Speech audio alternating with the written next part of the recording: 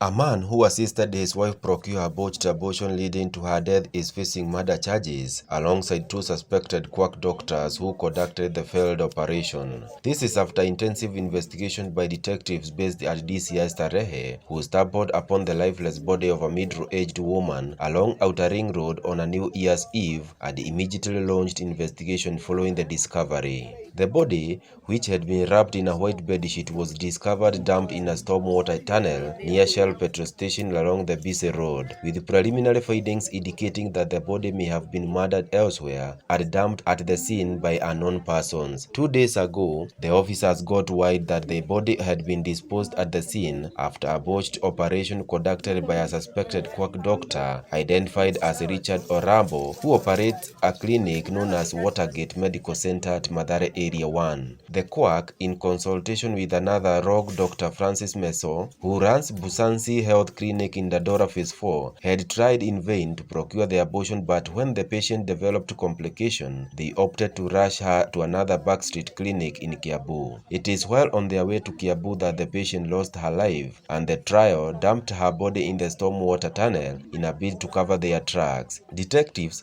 have since arrested the 2 quacks and the deceased husband, identified Richard Onyango, who facilitated payment of the botched exercise. The 3 are currently being processed to answer to charges of murder contrary to Section 203 as read with Section 204 of the Penal Code. Elsewhere, a village Casanova who had an ongoing affair with his neighbor's wife lost his life today morning after he knocked on the woman's door and came face to face with her husband, who crushed him like powdered fufu. The 40th day of Julius Kipkurui, aged 42, arrived after he crept into the compound of one Gideon Kiptanui, not his real name, minutes past 3 a.m. and started calling out the name of the man's wife, Chero, asking her to open the door. Unbeknownst to him, Chero's husband, believed to be working miles away from home, had arrived incognito earlier in the day. Initially, the man of the house, who was in deep slumber, thought that it was a bad dream, but when the husky voice coming through a space between the wooden window persisted, he woke up all ears. A deafening silence followed as the man, who was now seated on the bed, digested the words in shock, looking down beside him where his wife lay without making a move. But before he could confront her over who the pepis was, the Casanova, who had the impatience of stalling, knocked yet again. This prompted the man of the house to fly from the bed with fury towards the door, and immediately after opening it, went for the 42-year-old with the rage of a wounded lion. What followed was a commotion that shook the entire Takitech village as Chelo's husband attacked the man who dared to harvest where he hadn't sown. It took the intervention of the village sub-chief and the Nyumbakumi elder to calm down the situation and return things back to normalcy. Meanwhile, Chero fled the homestead to neighboring farms through the cattle boma, further rattling the animals that were equally bewildered following the unfolding events. The badly injured intruder was rushed to Kamkatet Hospital, where he unfortunately succumbed to his injuries while undergoing treatment. At the scene, the man of the house was arrested and is currently being held at Abosi police station as appropriate charges are being prepared. In another crime incident in Nairobi, detectives based at DCI Starehe have also this morning gunned down a notorious thug who was the head of a gang trying to establish its fiefdom in Mathare and its environs following the annihilation of the infamous Katobi gang that was completely wiped out from the area last year. Charles Getau Mwangi alias B0DY, aged 22, who has been on the detectives' radar for the past few weeks, was fatally wounded in a barrage of gunfire after he defied orders to surrender and attacked one of the police officers. The detectives,